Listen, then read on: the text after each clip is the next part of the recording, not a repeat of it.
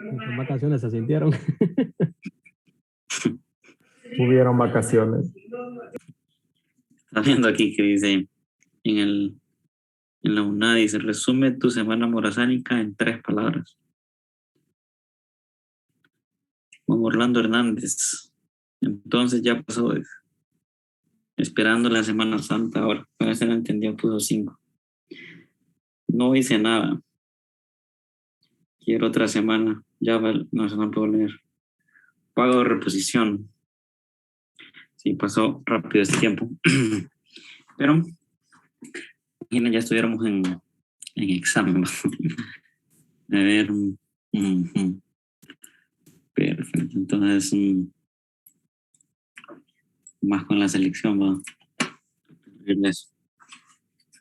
No me acordaba y ya me recuerdo. Triste para este repaso. Perfecto. Entonces, vamos a aprovechar. No, ¿qué le pasa aquí al Zoom que me puso un... Bueno, no lo podemos ver.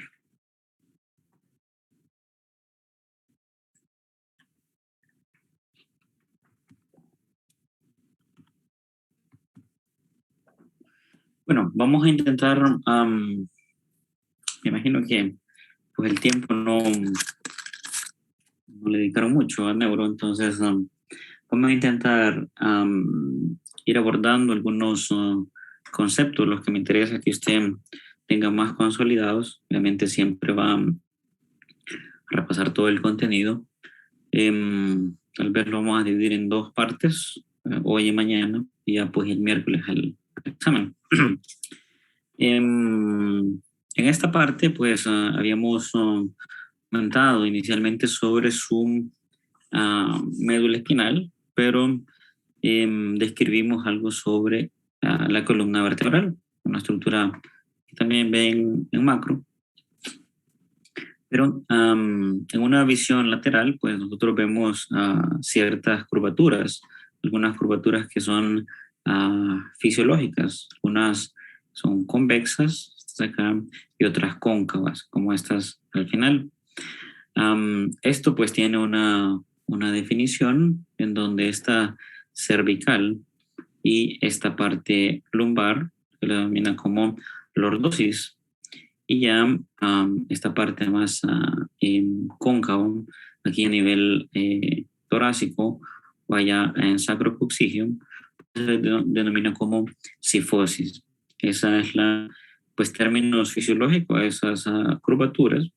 Yo le comentaba que puede encontrar otros, algunos definen ya el término patológico a esto, es decir, si se aumenta esa curvatura en alguno de los niveles, es más probable que sea aquí a nivel torácico o a nivel lumbar. Entonces ahí solo le coloca hiper, dependiendo de la curvatura, hiperlordosis o hipercifosis, como ejemplo en este caso. Ya viéndolo en el plano póstero anterior, aquí en la región dorsal, ve que hay un desvío lateral, entonces eso se le denomina como escoliosis. Fuimos describiendo que cada una de estas vértebras que conforman su columna, esa distribución de 33 vértebras, esas son 3 cervicales, 12 torácicas, 5 lumbares y sacras correspondientemente, y 4 coccígeas. Pues dentro de esa gran distribución, usted tiene pues la capacidad, dependiendo la misma estructura, la misma vértebra, de identificarla. Esta posiblemente es una vértebra cervical, esta es una vértebra torácica, lumbar, y obviamente lo más fácil allá a nivel inferior, sacros y coccígeas, que ya en esta etapa son pues fusionados, pero queda el vestigio de por lo menos la ranura o subdivisión entre esas vértebras.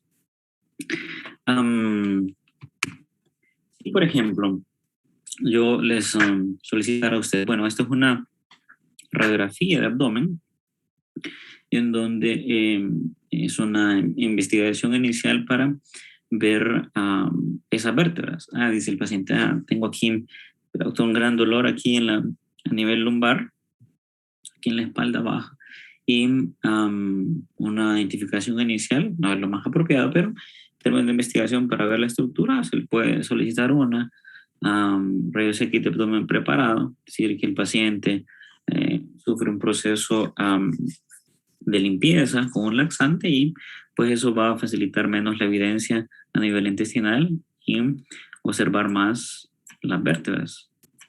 Si yo le colocara a usted, por ejemplo, esta imagen y le solicito que me identifique esa vértebra, ¿usted colocaría que es cuál? L3. Entonces, Daniel dice L3. ¿Y el resto qué diría?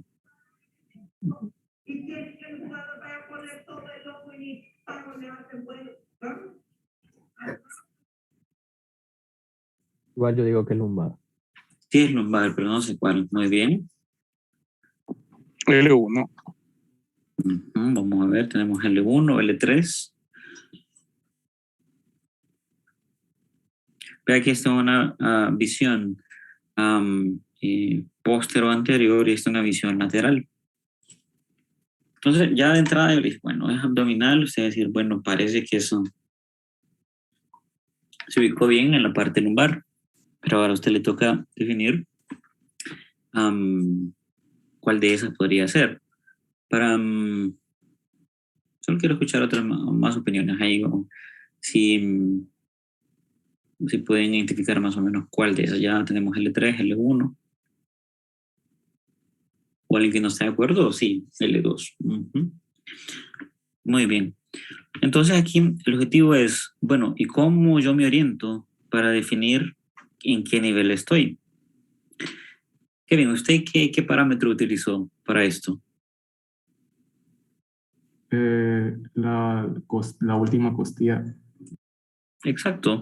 Entonces, recuerda que a nivel de las torácicas, nosotros, torácicas o dorsales, tenemos una fobia articular para cada una de las costillas, de los 12 pares. Entonces, usted tendría aquí su límite para lo que es las torácicas y todo esto inferior son las lumbares.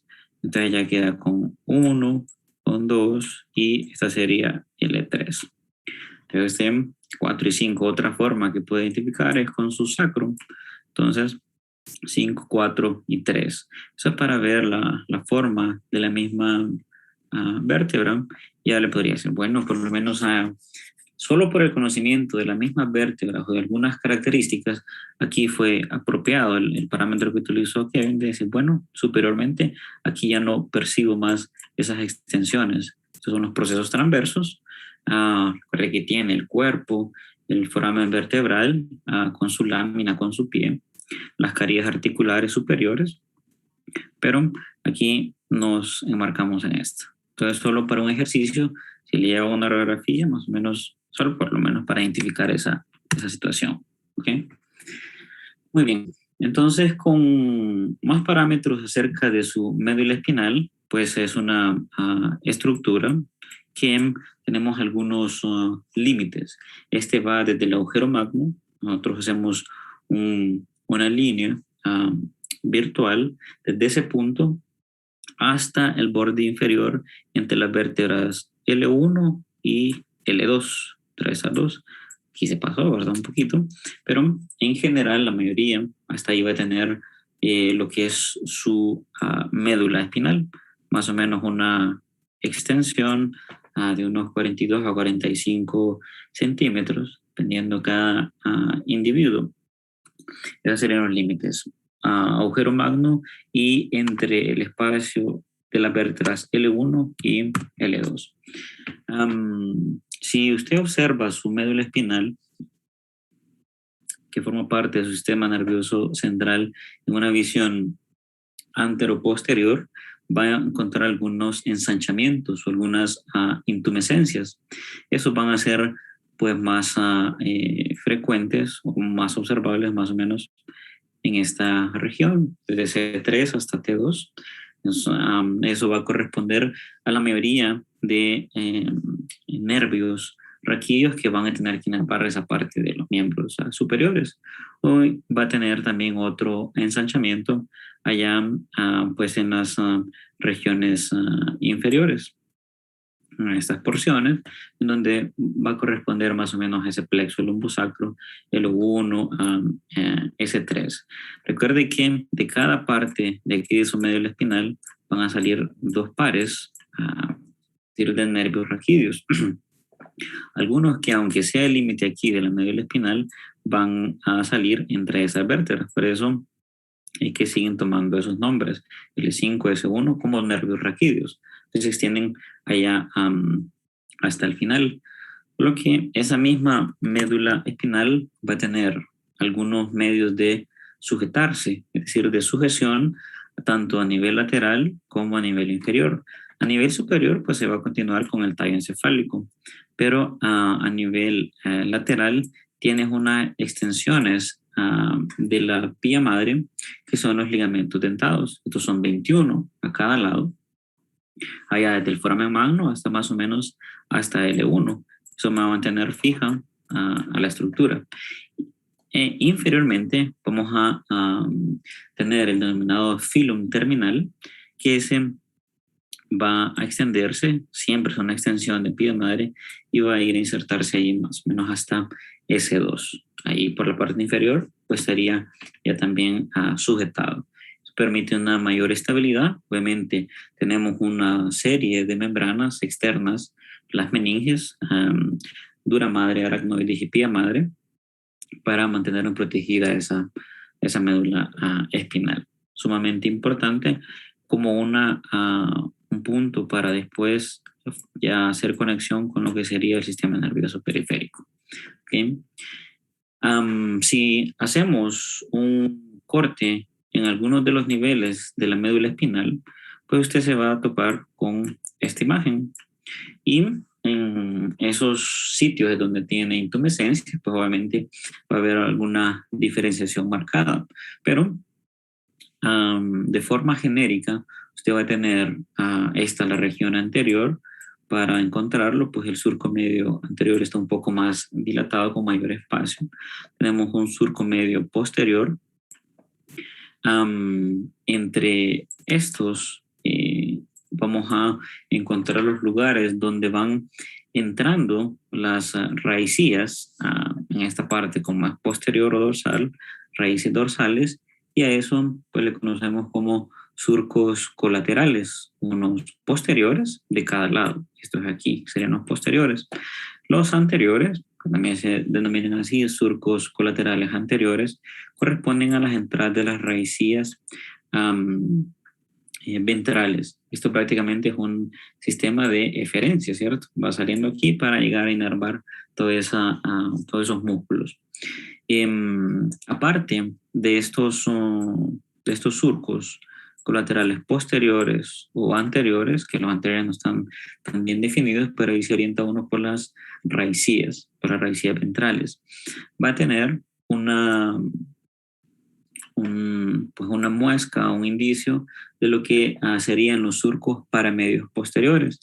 Estos no son visibles totalmente en toda la longitud de la médula espinal, pero sí correspondiente a más o menos el segmento cervical C6, porque es donde comienza a enviar la información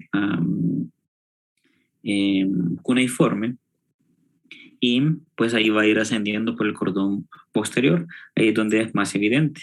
Ya en las regiones inferiores pues no es tan notable este último punto, este surco paramedio posterior. Entonces aquí me dice, bueno, aquí parece que está a nivel de C6 para arriba.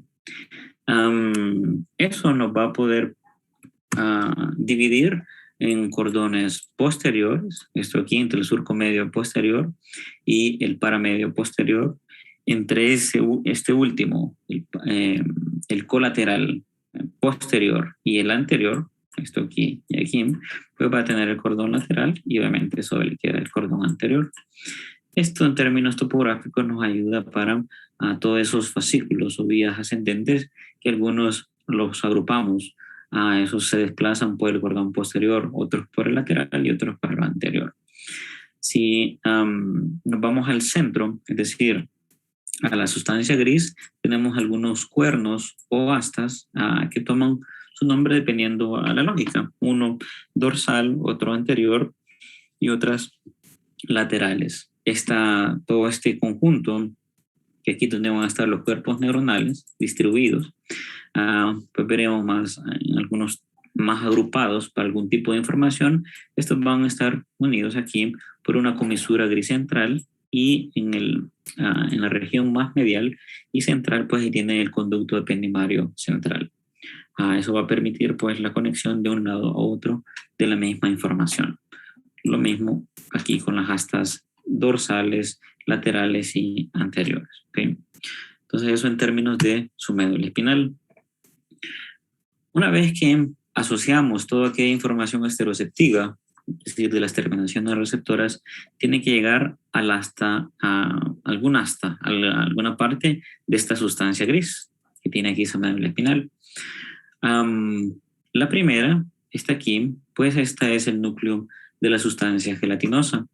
Particularidad de este núcleo, es decir, aquí hay una gran concentración de neuronas que se van a especializar en recibir información de dolor, temperatura y tacto.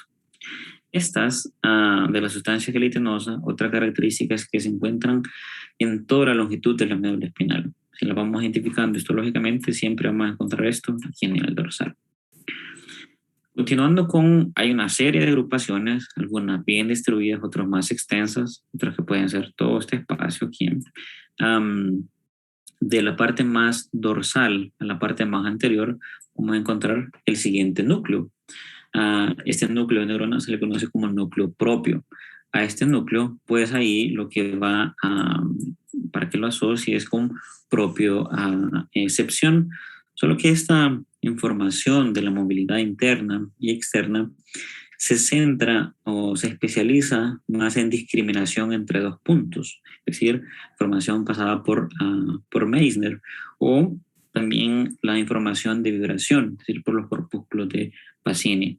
Una vez que se identifican esos en la periferia, van a pasar, recuerde que usted aquí en la región dorsal, aquí tiene un cuerpo neuronal y el otro es donde se está haciendo el estímulo en esta parte. Si se identificó ese tipo de terminación receptora, Pacini-Meissner, pues va a llevar esa información directamente siempre hacia el núcleo propio. Si nos vamos a este otro, a este Kim, ese lo conocemos como núcleo dorsal o columna de Clark. Este nuevamente tiene una información que va a ser propioceptiva, solo que proveniente de los usos neuromusculares y el órgano neurotendinoso de Golgi, es decir, siempre propiocepción. Entonces tome en consideración que estos dos, sí, ambos son para propiocepción, pero se diferencian en ese tipo, ya cuando lo va detallando. El núcleo propio, discriminación entre dos puntos, vibración, y el dorsal de Clark, pues ahí va para usos neuromusculares y órgano neurotendinoso. Otra particularidad o diferencia es que este núcleo propio puede encontrar en toda la extensión de la médula espinal, mientras que el dorsal o de Clark, este tiene una topografía más delimitada, va desde el octavo segmento cervical, de TC8, y llega hasta L3 o L4. Esa es como, en toda esa extensión se puede encontrar bien diferenciado todo este núcleo. ¿No? Están así, eso se puede extender un poco más aquí en la misma asta dorsal. ¿Okay? Entonces los primeros dos se extienden en toda la médula y los otros dos, esos ya tienen una distribución limitada. Aquí nos queda este otro, que es el núcleo aferente visceral. Entonces ese, como su nombre lo dice, información de la vísceras, movimiento. Su extensión o la topografía va más o menos desde T1 hasta L3. Toda esta información la tienen en las diapositivas, pero aquí le estoy haciendo esa diferenciación de su extensión. Si Esto es lo que corresponde únicamente a las astas dorsales o posteriores, esos cuatro núcleos. Para diferenciar, este otro es un núcleo que se conoce como intermedio lateral y nuevamente tiene una topografía limitada entre T1 a L2 o L3. Estas van a hacer una función más parasimpática, es decir, una función más simpática. Recuerda la distribución de parasimpática era cráneo sacro y simpático tóraco lumbar. Entonces estas van a emitir sus fibras preganglionares y después se van allá por el nervio raquídeo y llegar al ganglio, hacer su sinapsis y su relevo por el ramo comunicante gris y blanco para después salir y hacer alguna conexión con el resto de estructuras, otro ganglio prevertebral o hacia el órgano albo, es decir, hacia su destino. Entonces estas serían más funciones simpáticas, ¿okay? Del grupo intermedio lateral, T1 hasta L2 o L3. Después nos queda el asta anterior o ventral. Esta va a ser una eferencia, va a ir a inervar músculo esquelético y vemos que están más distribuidos. Este es lo que sería su grupo pues medial aquí, ¿verdad? Por la línea media se aproxima más. Este es el grupo central y este es el grupo lateral.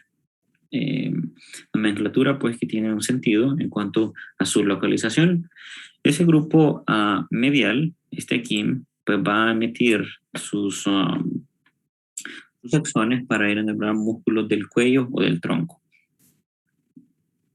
Ya el grupo central, este aquí, va a tener asociación para una eferencia de algunos segmentos que van a ser cervicales y también lombosacros.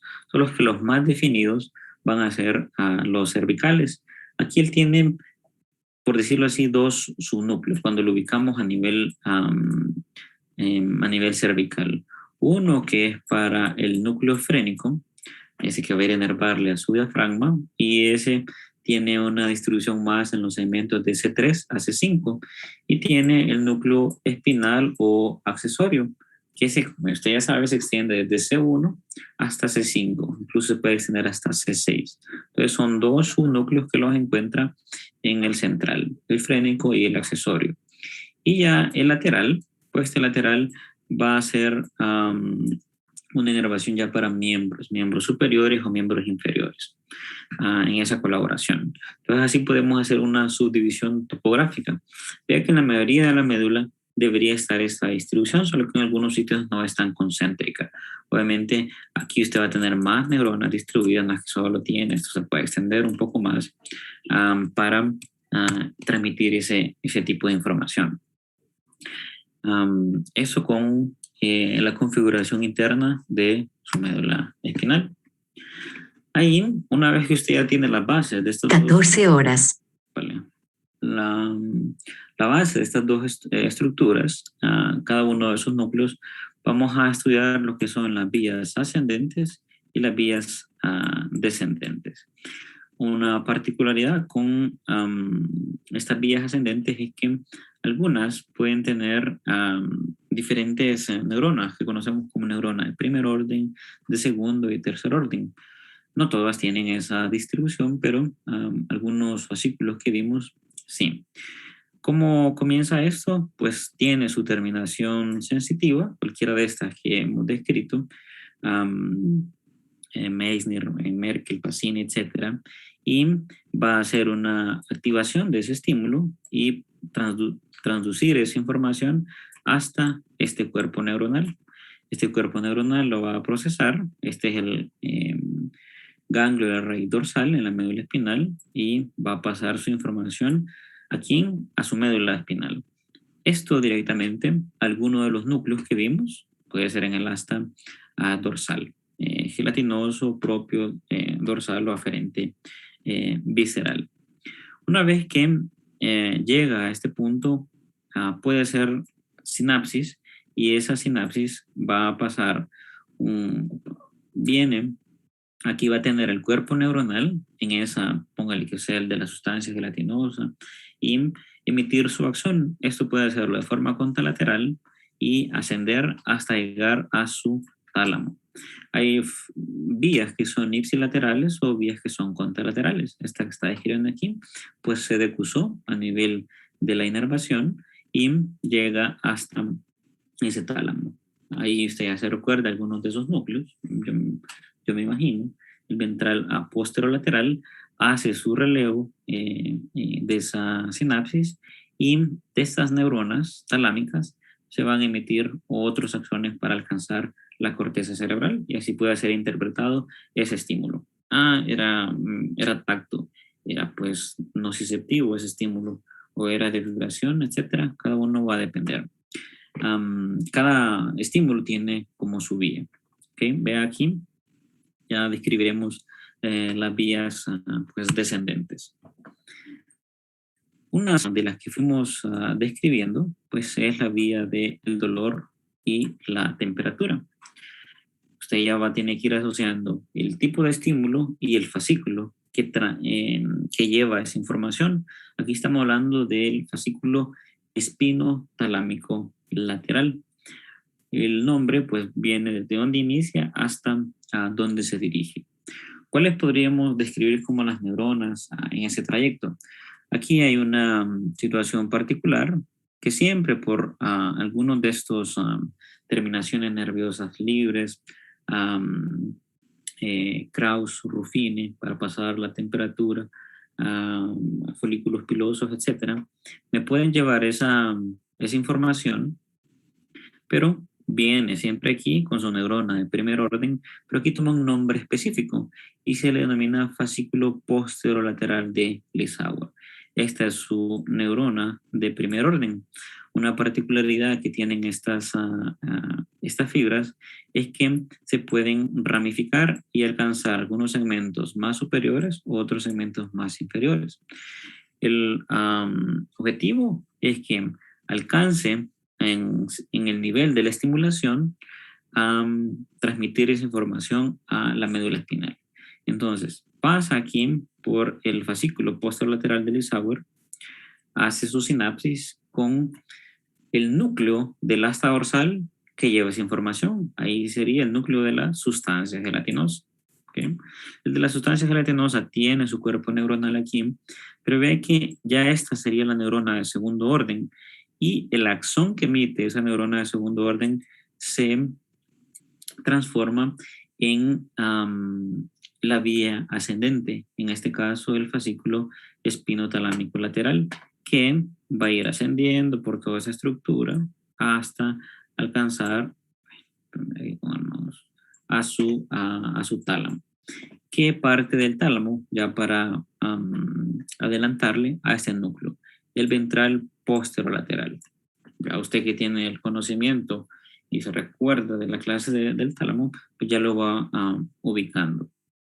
Aquí va a ser esta, entonces es una neurona de segundo orden que comenzó en la sustancia gelatinosa, pero el axón se va a distribuir por toda esta vía.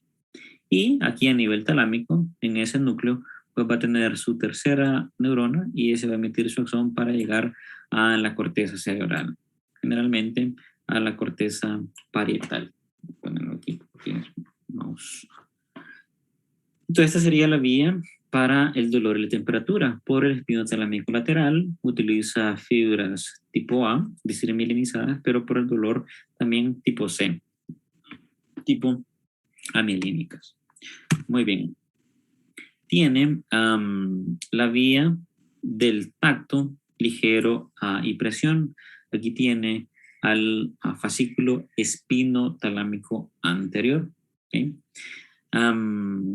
La vía de transmisión es muy similar. Tenemos la de primer orden, siempre el fascículo posterolateral de Lissauer, y que aquí tiene una particularidad, que cuando hace su relevo en este punto, aquí en la médula, pues algunos se pueden ir de forma más ascendente y oblicua. Es una particularidad que tiene ese fascículo, pero igual lo puede hacer en el mismo nivel sin hacer ese ascenso inclinado. ¿Qué va a ser lo particular? Primer neurona o neurona de primer orden, fascículo posterolateral del Isauer. Obviamente las sensaciones de tacto ligero, presión, Merkel y esas estructuras de terminaciones nerviosas libres, va a alcanzar a quién? A la sustancia gelatinosa, es donde hace su relevo con la neurona de segundo orden y emite su fascículo, es decir, sus axones. Estos axones al mismo punto, hasta su tálamo, al núcleo ventral posterolateral. O sea que no se va a confundir con esa parte. Y una vez en ese núcleo, emite su neurona de tercer orden para alcanzar la corteza cerebral. Obviamente en este trayecto va a pasar por esta que se conoce como cápsula interna, que vamos a verla en el tercer parcial, y la corona radiada. Son un conjunto de fibras que toman su nombre en estos puntos para después hacer sinapsis en esa corteza y se ha interpretado que lo están tocando, que le están haciendo presión, etc. Déjame solo poner esto en no molestar. Muy bien. Vía del tacto ligero y presión. ¿Cuál sería el fascículo espinotalámico anterior? Vea que ese solamente me estoy refiriendo a esta vía. Yo le estoy describiendo neurona de primer orden, de segundo orden y de tercero. Pero en lo que estudiamos sería cuál es la vía que le lleva ascendente el tacto ligero y presión, pues espinotalámico anterior. Dolor de temperatura, espinotalámico lateral. Y así sucesivamente. Muy bien. ¿Cuáles son las vías para el tacto discriminatorio, la sensibilidad vibratoria y la sensibilidad muscular y articular? Es decir, por órgano neurotendinoso, usos neuromusculares, Pacini, Meissner, pero de forma consciente. Aquí es donde entran pues toda esta información a través de dos fascículos. Uno que es el de Gracil y otro que es el cuneiforme. Pero veamos, usted va a tener ese estímulo dándolo aquí a nivel en la periferia, entre dos puntos o vibrando la sensibilidad muscular, va a ser pues interpretado por ese cuerpo neuronal y vea que esta vía no hace un relevo inicial en alguno de los núcleos que describimos en el asta dorsal, sino que se va de forma ipsilateral, sin hacer sinapsis aún, al núcleo específico. Si hacemos un corte aquí vamos a encontrar los núcleos de Gracil y de cuneiforme. Gracil medial, cuneiforme lateral. ¿Por qué esto desciende aquí? ¿Por qué se va de forma en dirección caudal? Porque él puede tener información como es sensibilidad vibratoria, muscular, participar en el arco reflejo. Entonces puede tomar también esta vía. Pero en la vía ascendente, que va a hacer es pasar directamente hacia alguno de esos núcleos. Gracilo cuneiforme. Una vez que llega a este punto, aquí es donde va a hacer su sinapsis y aquí comenzaría las neuronas de segundo orden. Este fascículo, este núcleo, en este caso de Gracil, va a emitir unas fibras que se conocen como fibras arcuatas o arqueadas internas. Estas pueden emitirse de cada uno de estos núcleos, pasar por la línea media, pasar al otro lado, es decir, de cruzarse contralateralmente y después ascender. Cuando estas fibras ya se unen aquí del núcleo proveniente fibras arcuatas de Gracil y cuneiforme, pues a esto se le conoce como lemnisco medial. Ya son diferentes, tienen diferente origen, pero mismo trayecto y van a tener misma función. Esto va a ir ascendiendo por todo el tallo encefálico hasta llegar al mismo núcleo ventral posterolateral del tálamo. Entonces se aprendió en las anteriores, aquí la diferencia es en los primeros relevos. Y una vez en su tálamo va a ir a emitirse ter conexión con la corteza cerebral, sobre todo la corteza parietal. Diferencias entre estos fascículos de Gracil y cuneiforme es que Gracil viene por decirle así, pasando información, recolectando información o transmitiéndola de niveles inferiores, es decir, nivel sacro, lumbar y los torácicos inferiores, T7 hasta T12. Y ya cuneiforme es el que va a hacer solo las partes ascendentes. Cuneiforme o de Burdach, él va a transmitir información de los segmentos torácicos superiores y todos los cervicales. Vea que esto hace relevo aquí en su médula oblongada. En cada uno de estos núcleos, ahí va a pasar esa información. ¿Okay? Entonces, para diferenciarlo, que son dos, grácil y cuneiforme, y la topografía también es diferente. Grácil o de Wall desde niveles inferiores y cuneiforme de Burdach, los segmentos más superiores. Para tacto discriminatorio, sensibilidad vibratoria y muscular, pero consciente. Aquí un corte transversal de su médula espinal, en donde le da, pues aquí está la región anterior y la región posterior, donde entra esa información, pasa y va a hacer relevo, en este caso el núcleo de la sustancia gelatinosa, decusarse e ir, dependiendo de la información, por algún tracto o espinotalámico anterior o el lateral. Otros que fuimos describiendo fueron los de grácil y cuneiforme, que esos van de forma ipsilateral. ¿Okay? Vamos a estas partes de los espinocerebelosos. Este resumen pues le puede ayudar en cuanto a ese tipo de sensación que está pasando. Dolor, temperatura, tacto leve, eso que le describí en los esquemas, quién es el receptor en cada uno de esos lugares, dónde va a encontrar la neurona de primer orden, la neurona de segundo orden, dónde inicia y va a emitir su vía, y la neurona de tercer orden. Ve que a algunos pues les facilita porque es el mismo. Aquí las vías que van a irse formando, hablamos del lemnisco espinal, que ya cuando el lemnisco tiene la información de espinotalámico lateral, anterior y espinotectal, ya está conformado por 3. ¿Okay? Y va a finalizar allá en la corteza parietal. Todos esos de cada uno. Entonces, para que facilite eso sus esquemas de estudio. En la parte de las vías que llegan al cerebelo, pues aquí siempre va a ser sensibilidad músculo-articular, pero de forma inconsciente. Si usted no está percibiendo eso, quien va a participar son los husos neuromusculares, el órgano neurotendinoso o de Golgi. La neurona de primer orden siempre está en el ganglio raíz posterior o dorsal, de que estos van a llegar al núcleo dorsal de Clark. Las vías son espinocerebelosa anterior y posterior, y obviamente determinar al cerebelo. De forma esquemática, tiene ese estímulo de sensibilidad muscular y articular. Tenemos la variabilidad de estas vías de los fascículos espinocerebelosos. Uno, que es el posterior, espinocerebeloso posterior, va a ir a alcanzar la corteza cerebelosa, pero pasando por uno de estos pedúnculos, el pedúnculo cerebeloso inferior.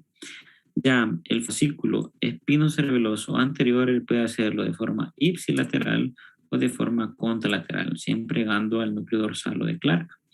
Y ascender, solo que va a alcanzar el pedúnculo cerebeloso superior en cada uno de esos lados.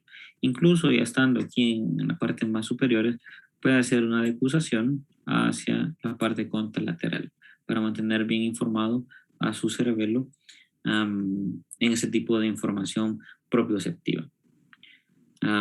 Espinocerebelosos posterior y anterior. Hablamos de otros fascículos que llevan información un poco menos específica, pero que tienen grandes conectividades. Uno, estamos hablando del espinotectal, que va a venir de la médula espinal. Esta información no se sabe dónde va a hacer relevo en alguna porción de la sustancia gris en la médula espinal, pero hace su relevo y se va de forma contralateral. ¿Hasta dónde? hacia el colículo superior. El espinotectal, pues, es una vía que va a participar en movimiento hacia la luz, un estímulo lumínico. Y ya sabe usted que el colículo superior tiene un relevo en esa vía. Tenemos el espino reticular. Aquí usted ya va haciendo conciencia de su formación reticular, que se extiende en todo el tallo encefálico. Se va de forma ipsilateral. Pues son múltiples las funciones y conectividades, pero la preponderante es sobre los niveles de conciencia, de la capacidad de percibir su medio externo.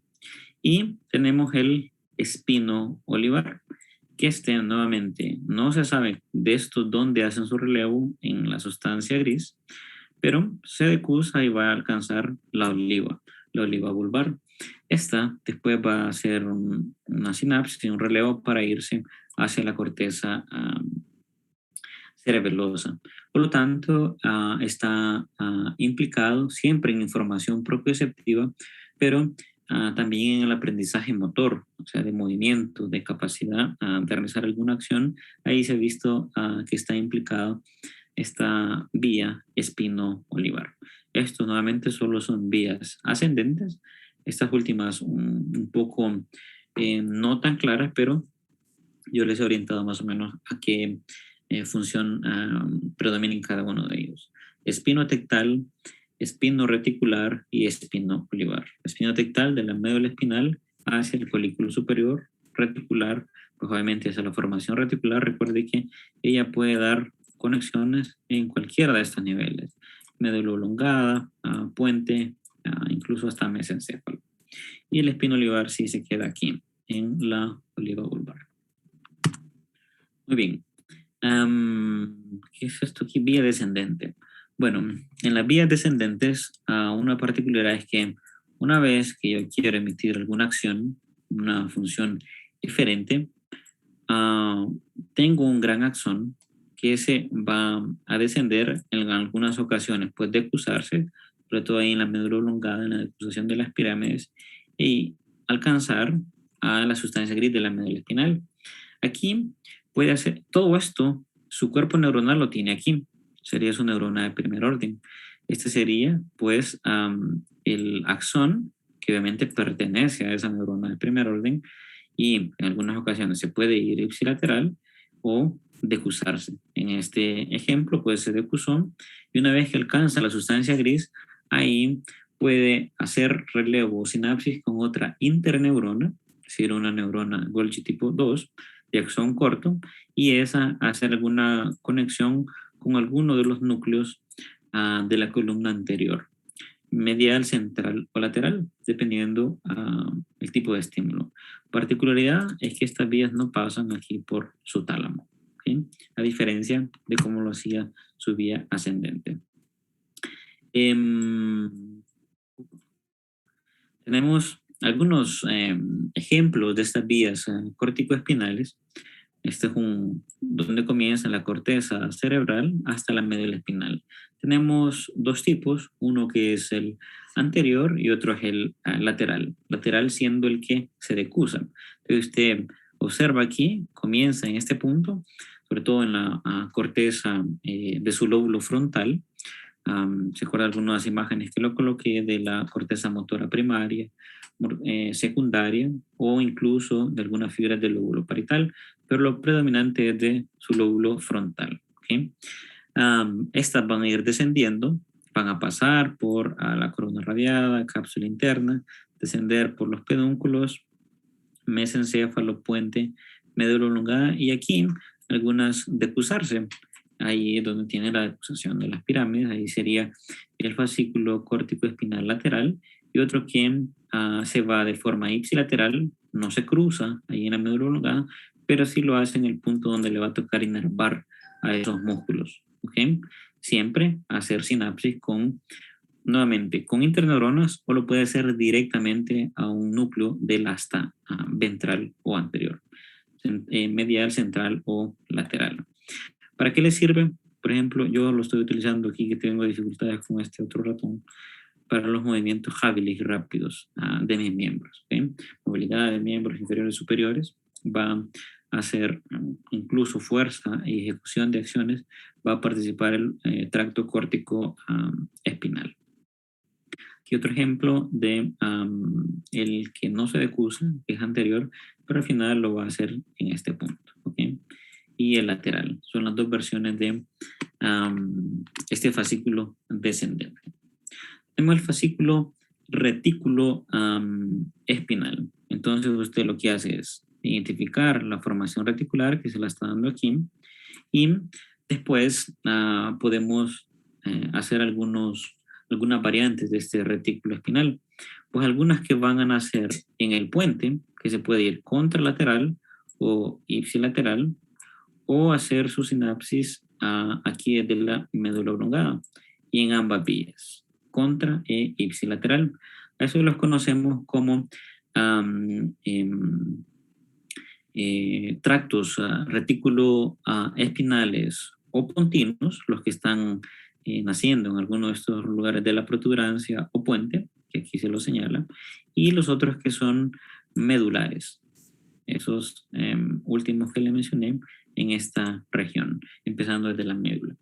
¿Para qué le van a servir los tractos retículo-espinales? Recuerde que esta formación reticular es abundante en cuanto a su conectividad e inervación, entonces ella puede o inhibir o facilitar ambas situaciones de algún movimiento voluntario.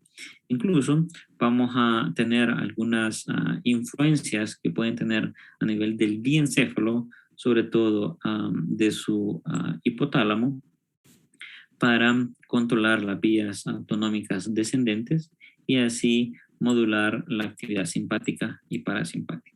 Entonces es amplia, así como quedó bien ambiguo la funcionalidad de la formación reticular, así pasa con todos los fascículos que impliquen esto. Es una vía descendente, retículos espinales, puntinos y medular. Es solo orden, pero ahí usted va después en la imagen a intentar identificarlo bien. Obviamente esto le da algunas vías que pueden tener influencia directa en cuanto a su formación reticular y después solo servir de paso para estimular, inhibir o facilitar ese movimiento somático o autonómico. El tracto tecto espinal. Ese, pues ya habíamos mencionado con el espinotectal, que tiene que ver con estímulos luminosos o de la vía óptica. Nos ubicamos nuevamente en el colículo superior. Este va a ser una vía descendente, pero se va a decusar y después va a alcanzar a esas porciones allá en el asta anterior. ¿Para qué nos sirve este fascículo tectoespinal? Aquí para mantener la postura y los reflejos vinculados con la vista. Siempre algo que tiene que ver con los colículos superiores en ese relevo. Entonces ahí usted se orienta a estímulos visuales. Si es la visión, pues puede ayudar a mantener la postura porque tiene asociación con la médula espinal. Tenemos el tracto rubro espinal. Ya cuando hablamos de rubro, usted dice núcleo rojo. El núcleo rojo, pues, es una estructura predominantemente motora. Aquí él va a hacer una decusación una vez que se emergen las fibras rubroespinales y va a descender hasta el cuerno anterior de la sustancia gris de la médula espinal. ¿Para qué le va a servir? Bueno, vimos algunos ejemplos, pero en general facilita esta actividad de los músculos flexores e inhibe la de los extensores. Es predominantemente flexor. Usted cuando tenga profundidad para leer todos los estudios de estos fascículos, algunos sugieren que predominan más en la función flexora de miembros superiores y de tronco y es menos preponderante en los miembros inferiores, pero siempre facilita. Pero en este nivel vamos a tomar esta información de facilitar músculos flexores e inhibir los extensores. Así tenemos un fascículo también descendente que hace lo contrario, que es el vestíbulo espinal. Usted se ubica vestíbulo por los núcleos vestibulares. Estos tienen que ver pues también con equilibrio, pero aquí lo que se nos sugiere es facilitar esa actividad ahora extensora e inhibir los flexores.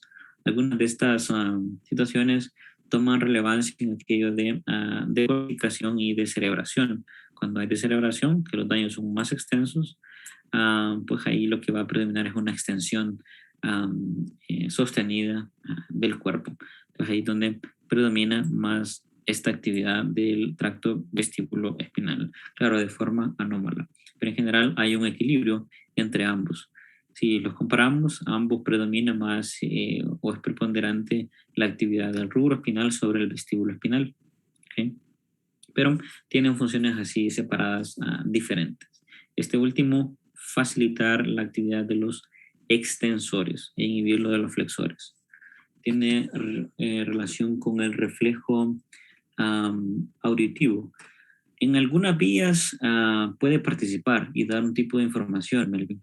Hay algunos que son más vestibulares, no tan auditivas, porque iba por la cóclea, pero cuando se refiere a reflejos vestibulares, pruebas calóricas, ahí puede hacer alguna influencia, porque este núcleo puede dar información inferior, pero puede dar otra información ascendente, que esas ya son otras vías. Pero aquí en su pregunta sería más relacionado con reflejos vestibulares más que auditivos, aunque una que otra fibra puede hacer alguna conectividad en ese sentido. ¿Okay? Muy bien, entonces el vestíbulo espinal. Tracto olivoespinal. Ahí usted me va a decir, qué fácil, doctor. Función desconocida. No sabemos.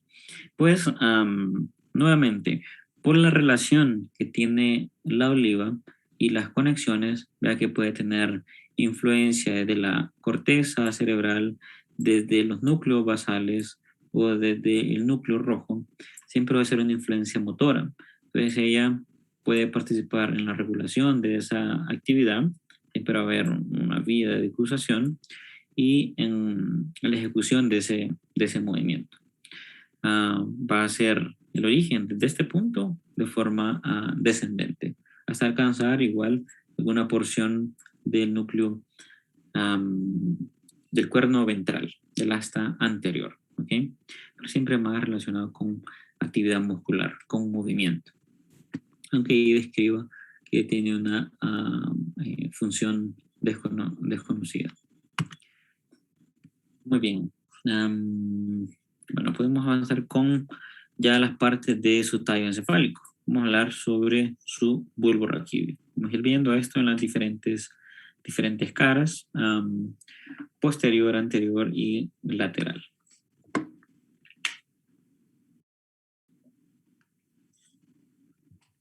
Muy bien. Hablando de una visión en la cara anterior, se va a tener sus límites. Aquí tiene el surco superior y la parte inferior de su médula oblongada, que puede ser el foramen o agujero magnum, y va a tener la continuación inferior con la médula espinal y aquí el surco bulbo protuberancial o médulo pontino, tomando en relación las estructuras ahí asociadas. Este surco bulbo protuberancial pues ya nos está haciendo referencia a algunas estructuras que pueden tener su origen aparente. Y esos son algunos pares craneales. Aquí comenzando desde el abducens, el séptimo o facial y el vestíbulo coclear. Si nos vamos siempre a esta región anterior, usted en el surco medio anterior, esto aquí es la decusación de las pirámides por donde están pasando los fascículos córtico-espinales que vienen en este sentido. Ese conjunto de fibras, aquí ese abultamiento, pues, que le está diciendo que son sus pirámides vulvares. Lateralmente a eso va a encontrar su oliva vulvar, esa estructura aquí, y ella va a estar delimitada anterior y posteriormente por dos surcos. El preolivar, esa estructura aquí, limpiarle un poquito, y el retroolivar. Eso nos va a servir de referencia para identificar a otros pares craneales. Si usted va, para no complicarse, 6, 7, 8, y va a seguir el orden 9, 10, 11. Glosofaringio, vago, neumogástrico y espinal accesorio. Por el surco retroolivar, y ya en el preolivar ahí tiene a su hipogloso. Estas pues son muestras de los segmentos de las raicillas anteriores, de los segmentos cervicales superiores. ¿Sí?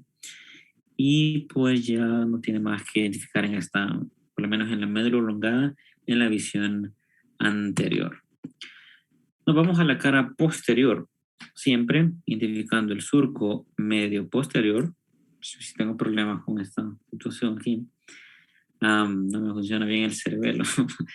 Y tenemos los surcos pues, paramedios posteriores y los colaterales posteriores. Aquí es donde viene el fascículo grácil y cuneiforme.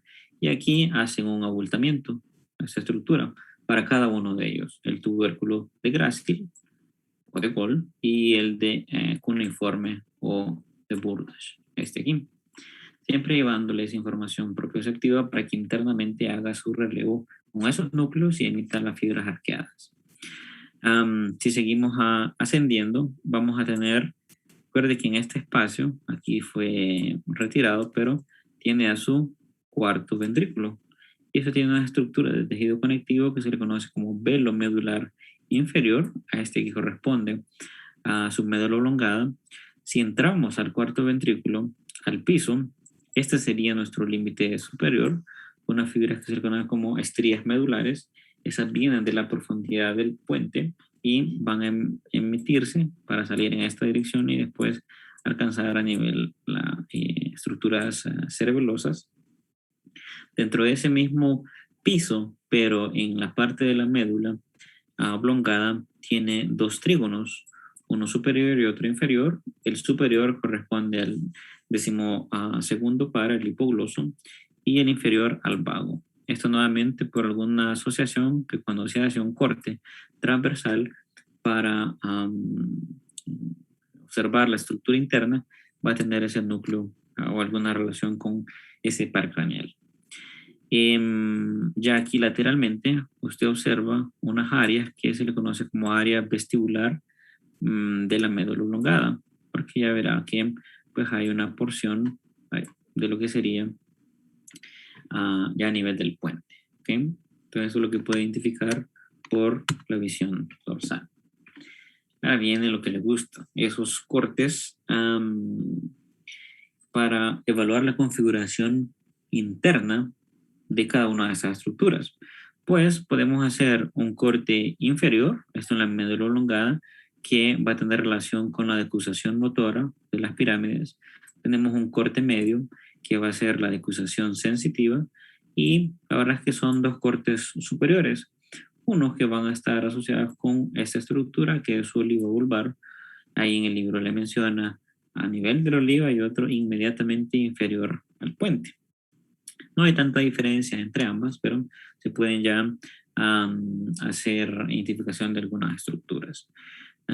Aquí donde tendríamos el surco medio anterior, ya estas estructuras, por lo menos aquí, serían las pirámides, pero ya internamente lo que nos compete, aquí sería la decusación motora de las pirámides.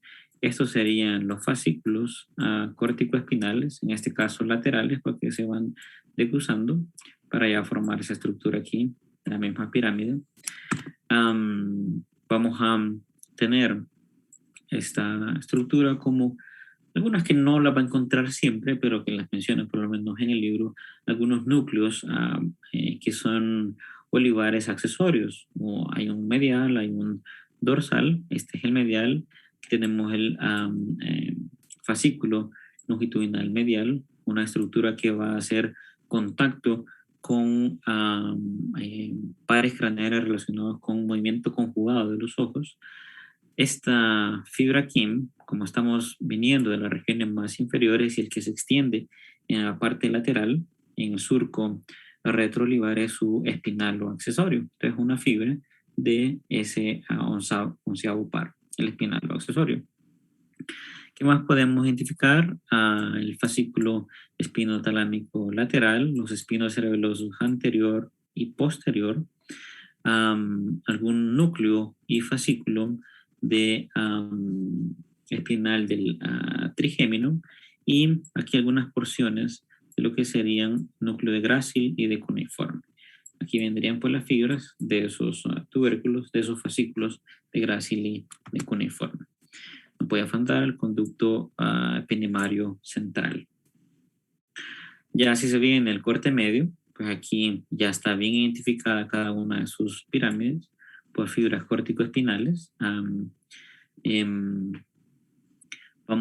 nos vamos siempre de la región anterior a la posterior, continuamos con los espinos cerebelosos anterior y posterior, el espino talámico lateral, pero aquí ya tiene las porciones inferiores de lo que sería su oliva.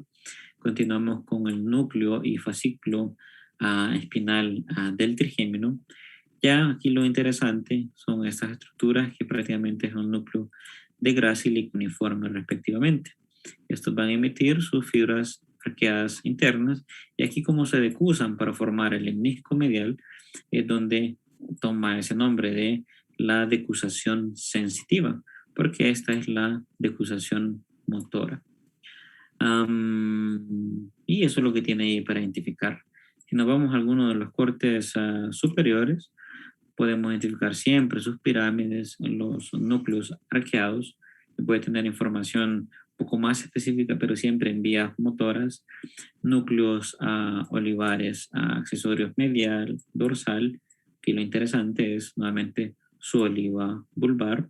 Tenemos tracto espino cerebeloso anterior, espino talámico lateral, siempre su núcleo del espinal del trigémino.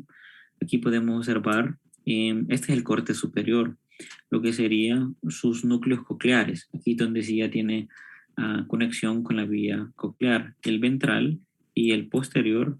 Estos son núcleos vestibulares, uno más lateral, otro más medial e inferior, y aquí atrás ese espacio, esto aquí es su cuarto ventrículo, obviamente es el único que tiene ahí, y en la parte más medial recuerda esos trígonos que vio en la visión posterior del hipogloso y del vago, con su núcleo ambiguo. Esto que ve sucio allá al fondo es su formación reticular, lemnisco medial, fascículo tectoespinal y el fascículo longitudinal medial. Ese que le mencioné sobre los movimientos conjugados de los ojos, también parte vestibular, etc. Este es el corte a nivel específicamente del olivo, en donde tiene estos núcleos arqueados, las pirámides, nuevamente la oliva, estos núcleos accesorios medial y dorsal, siempre olivar, el fascículo espinotectal, el espino cerebeloso anterior, el pedúnculo cerebeloso inferior, el núcleo espinal del trigémino. Recuerde que se va extendiendo desde el médula oblongada, puente y hasta mesencéfalo, una porción del coclear anterior, la formación reticular, estos que son lemniscos mediales, fascículo tectoespinal y el longitudinal medial. Y aquí en la región dorsal, que es allá por la vista externa, configuración externa, usted ve el trígono del hipogloso, usted lo va a seguir y va a decir sale entre la pirámide de oliva en el surco prolivar, este es mi hipogloso. Después aquí tenemos algunos núcleos, que es el núcleo ambiguo, este del vago, que puede también ser compartido con el glosofaringio. Tenemos el dorsal del vago, que es más parasimpático, y el del tracto solitario, que es que le permite esa sensibilidad, es un núcleo sensitivo. Y tenemos algunos núcleos vestibulares. Obviamente no puede olvidarse de su cuarto ventrículo y del velo medular inferior. Y ahí podría estar describiendo ya todas las estructuras identificables en la configuración interna de su médula espinal y lo que le detallé en la imagen previa. Aquí, pues, lo relevante tal vez es destacar esos núcleos cocleares anterior y posterior o ventral y dorsal, estos núcleos vestibulares, y pues el resto sigue siendo lo mismo: hipoglóso, núcleo dorsal del vago y el ambiguo. Ya las otras estructuras son las mismas que les comenté. ¿Okay? Aquí no va a tener de otra forma que esto le puede facilitar tener ese esquema y intentar identificarlo. ¿Okay? Muy bien, vamos a su puente o protuberancia. Límite inferior, surco pulvo protuberancial, y límite superior, pedúnculo pontino, surco pedúnculo pontino o mesencefálico pontino. Esto tomando relación a estas estructuras. ¿Okay? En la cara anterior, pues tiene ahí usted al fondo ese surco para la arteria basilar, que viene pues de unas ramas de las vertebrales, que van pasando aquí más o menos por el surco preolivar. Estas fibras que van a irse aquí ya en la forma lateral, van a irse a la región posterior y ese formar su pedúnculo cerebeloso medio. Otra estructura que va a identificar aquí en la cara, en esta parte anterolateral, es su trigémino, con su rama sensitiva y su rama motor. ¿Okay? Y ahí paro de contar qué es lo que identifica en la cara anterior. Si nos vamos a la región dorsal, ¿cómo recomendamos? A esto, ¿cómo le denominan? Está en rojo ahí. ¿Cuál es el nombre técnico? Folículo facial. Folículo facial. Muy bien. A eso ahí, ¿qué le pondría?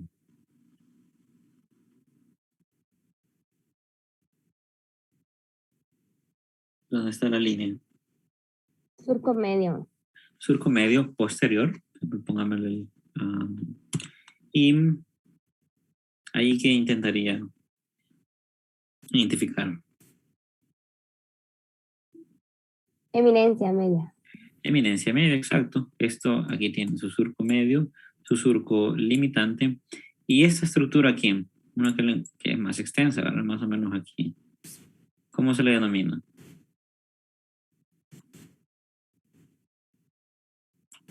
Sustancia ferruginosa, creo. Es el mismo locus ceruleus, ¿ok? Y ahí donde se produce mucha norepinefrina, tiene que ver con el ciclo circadiano, sobre todo para mantenerlo en vigilia y para algunas neurotransmisiones excitatorias. Y ya en la región más inferior, siempre a nivel del puente, usted tiene un área vestibular pontina.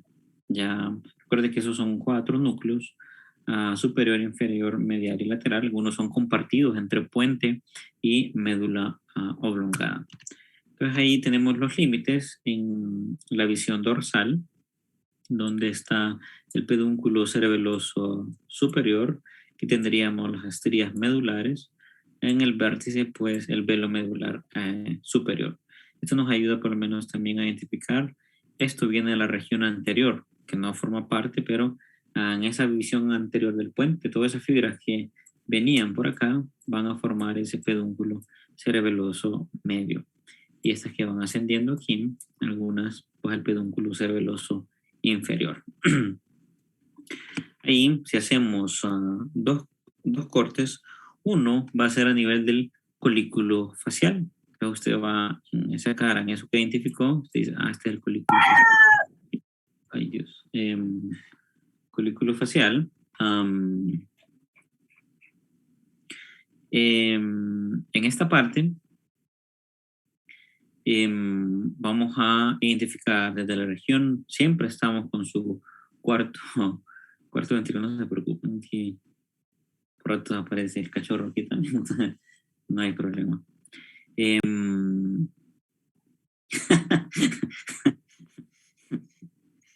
Sí, me fue otro, alguien más tiene gallo. Excelente. ¿Qué le estaba diciendo? El colículo facial. Este colículo facial aquí con su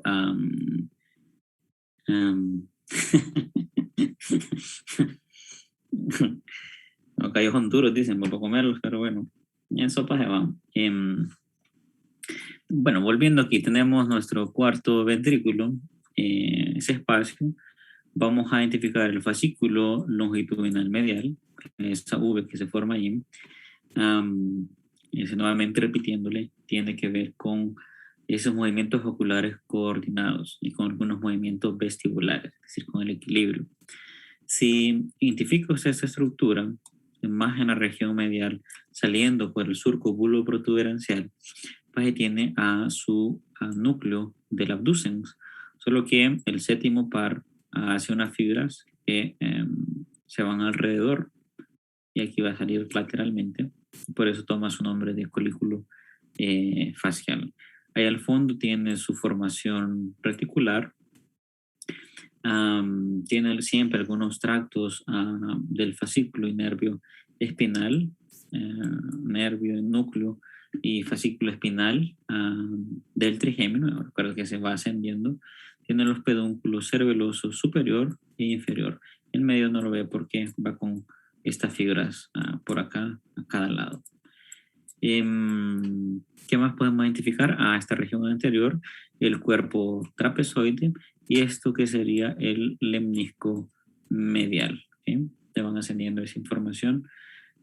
Tacto discriminatorio, sensibilidad propioceptiva, consciente, viniendo de las fibras arcuadas internas. Y tenemos siempre el surco para arteria basilar, algunos núcleos pontinos, estas fibras aquí.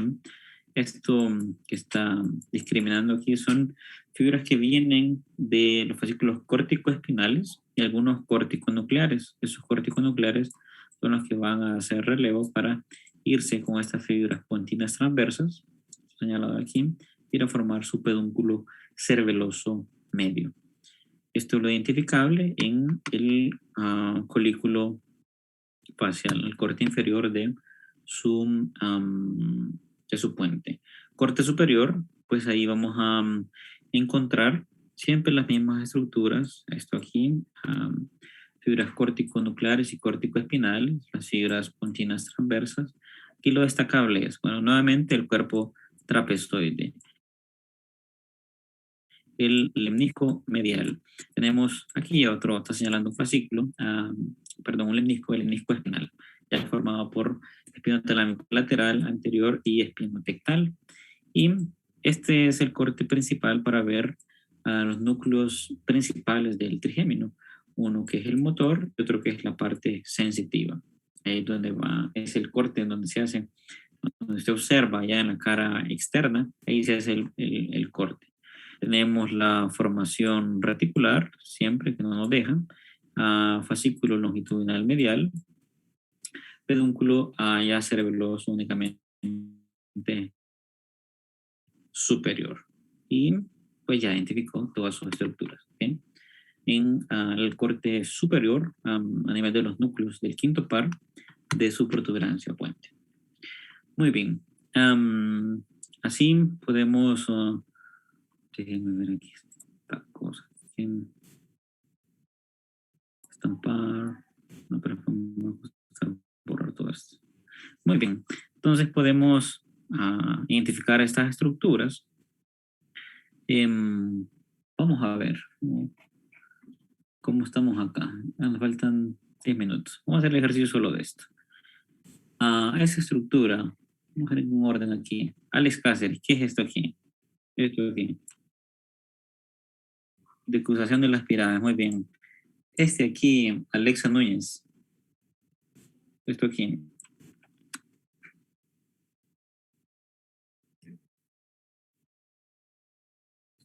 Esas eran las fibras de los nervios que salen. Ajá, entonces serían fibras o raicillas anteriores de segmentos cervicales superiores, sobre todo S1, ¿ok? Para no confundir eso ahí. Muy bien. Esto aquí está muy fácil. Ángel.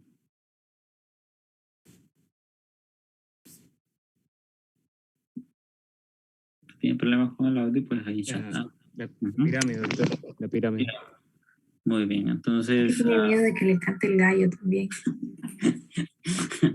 me está haciendo bullying, mire. No se preocupen. Esto aquí, Ayumi, Oliva. Oliva, muy bien. Esto aquí, ¿quién sigue? Daniel Castillo. Imaginen que estamos haciendo, quiero todas las fibras que van aquí.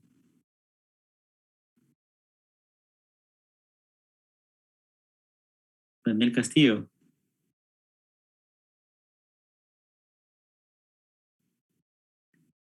Dígame, doctor. Repítame la pregunta. Muy bien. Daniel Hernández. El pedúnculo cerebral medio. Ajá, excelente. No se preocupe, men. Esto está muy fácil, pero sigamos. Intentaría señalarle aquí Gina Disco. La protuberancia, doctor. Y aparte de la protuberancia, eso que le marqué al final.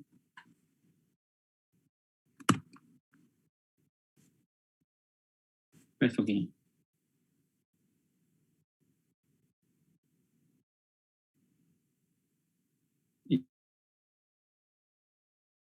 Isaac Núñez, ¿qué piensa? El surco basilar. Surco para arteria basilar. Sí, ahí creo que en el esquema sale como puente o surco para arteria. Está inestable la conexión, dice. Muy bien.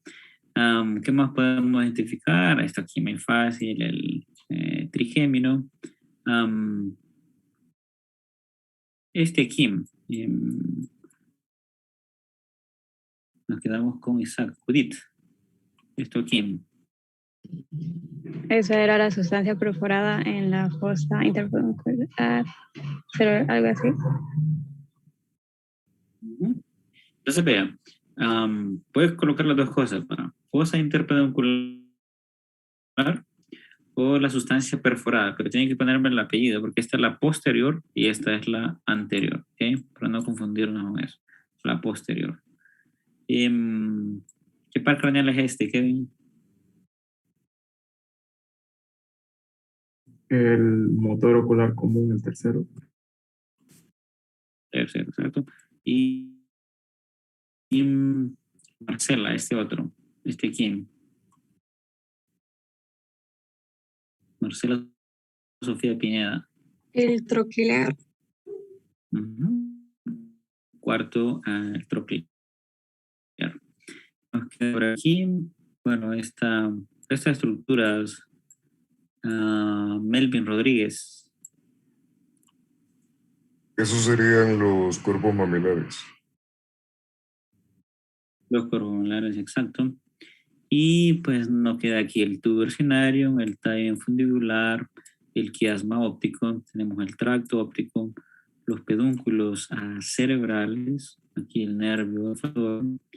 ¿Qué más interesante aquí? Bueno, los pares craneales ya se lo sabe, ¿verdad? Sexto, abducens, el facial, y con sus dos ramas, el vestíbulo coclear, glosofaringeo, vago, neumogástrico, el espinal y el hipogloso. A esto aquí, ¿qué se imaginan que está intentando señalar esa estructura ahí? Todo esto de aquí es el pelo, ¿verdad? Toda esa estructura. Imaginan que es esto aquí, que se va más de forma lateral. Creo que sería el flóculo. Exacto, el flóculo, que tiene como esa forma de peinado, de peine, que es su denominado flóculo. Excelente, pues creo que vamos avanzando con esta porción. Nos resta, bueno, aprovechemos aquí, bueno, los tubérculo grácil, cuneiforme, tiene su oliva, lo que sería el pedúnculo cerebeloso inferior, los trígonos del hipogloso, del vago, área vestibular, estrías medulares. Esto estamos hablando siempre con médula oblongada o bulbo raquídeo. Esto aquí pues está señalando su cuarto ventrículo, velo medular superior, pedúnculo cerebeloso superior, el medio, aquí pues su trigémino, pedúnculo cerebral, tenemos los colículos inferior, superior, la glándula pineal, y esta estructura aquí, ¿qué creen que es? Vamos a ver qué nos quedamos con Michael Gómez, esto aquí.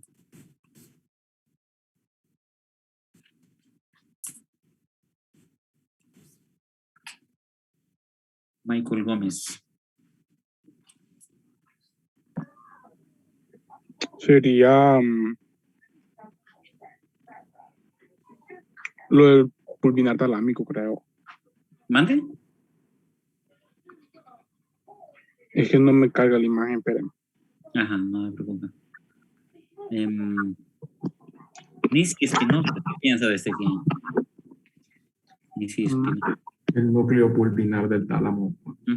Esta es la región más dorsal. Recuerde que esto ya es su, aquí bien específico, a su pulvinar, pero eso está haciendo referencia a los brazos de los colículos, a cuerpo geniculado lateral y medial.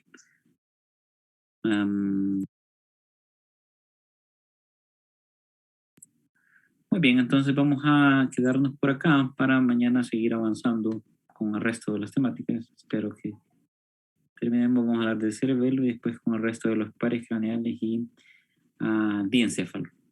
Muy bien. Gracias, doctor. Muchas gracias, Gracias, doctor. A la orden. Gracias, doctor. Muchas gracias. Buenas tardes.